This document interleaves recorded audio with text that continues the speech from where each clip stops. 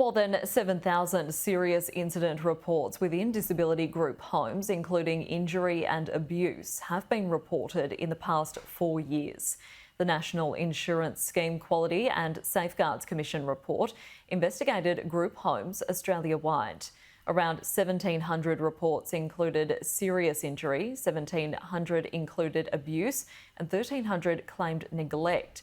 There were also almost 1,000 incidents of unlawful physical contact and over 100 claims of unlawful sexual contact. Well, joining me to break this down further is NDIS Minister Bill Shorten. Minister, thanks for your time this afternoon. Some of these findings are quite concerning. Take us through a bit of this report.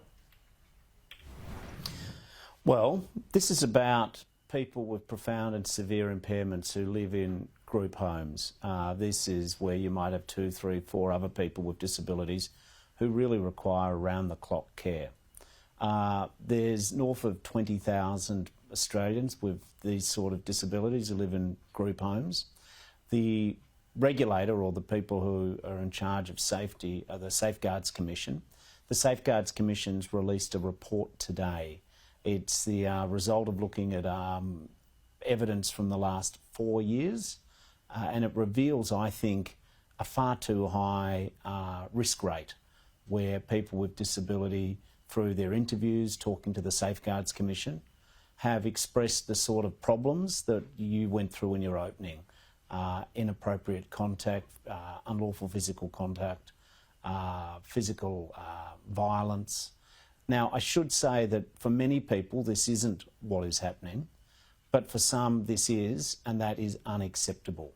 And so I've asked the Safeguards Commission to, in the light of this report they provided me, to make changes so that people with disability have greater choice and control than in some of the cases we've seen here. And that brings me to my next point. What needs to be done to fix this, and what changes should be put in place? Well, I think at least 3 things, but no doubt there'll be more. One is some of the people we're talking about have great difficulty communicating.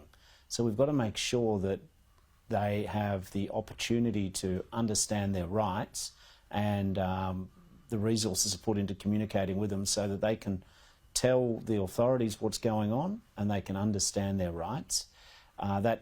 This is not a new development, this need, but clearly more needs to be done.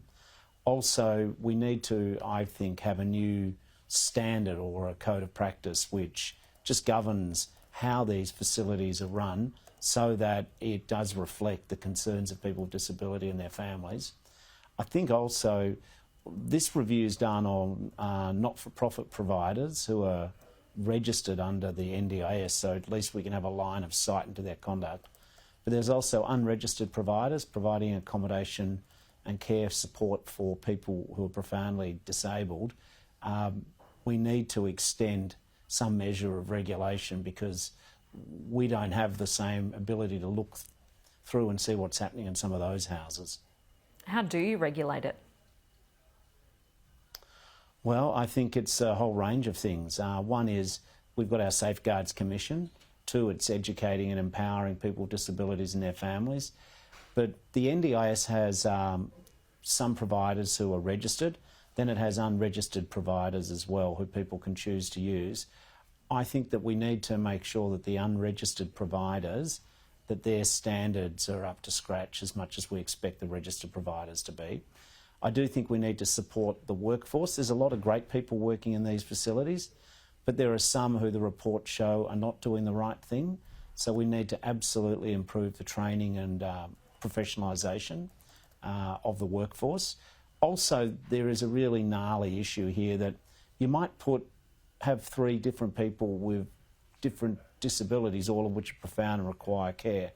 But if they're not getting on with each other, we've got to be able to provide more options so that we don't see conflict arising where you've got people who are unsuited to living with each other being forced to live with each other, and then we see the trauma which can occur after that and the conflict which occurs after that. Yeah, absolutely. There's a lot that needs to be done to bring that into line. Yeah, I just want to touch finally on the voice to Parliament.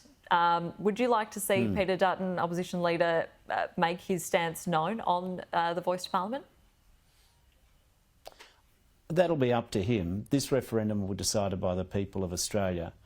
What I don't want to see, though, is this notion that this principle, this ideal, that including our First Nations people on the nation's birth certificate, the Constitution, just descend into political wrangling. I recognise that Mr Dutton's got, he's got some pretty right-wing conservatives who are not interested in the voice. He probably has more progressive but still Liberal voters who are. It's not for the nation to try and bridge all the internal turmoil in the Liberal Party. I would just say that now's the time for leadership. There is nothing particularly radical or controversial about saying that when we make decisions affecting our First Nations people, that they can have a say and be consulted genuinely prior to decisions being made. This is not radical, it's an overdue idea, and by endorsing that principle in the Constitution, I think Australia says to our First Nations people, partnership, not paternalism. All right, we'll have to leave it there. Minister Bill Shorten, thanks so much for your time this afternoon.